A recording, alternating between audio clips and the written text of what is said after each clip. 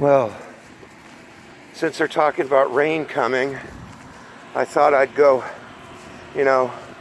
open up this and literally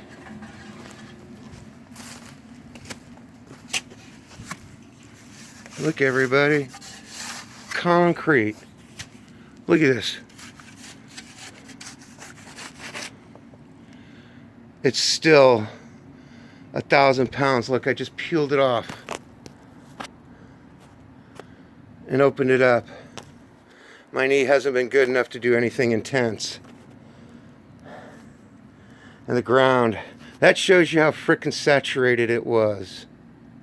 So I'm glad the insurance people are coming tomorrow. They can see it too.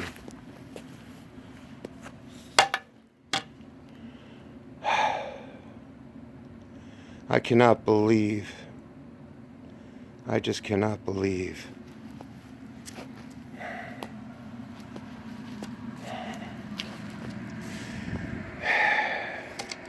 March 19th, 2017.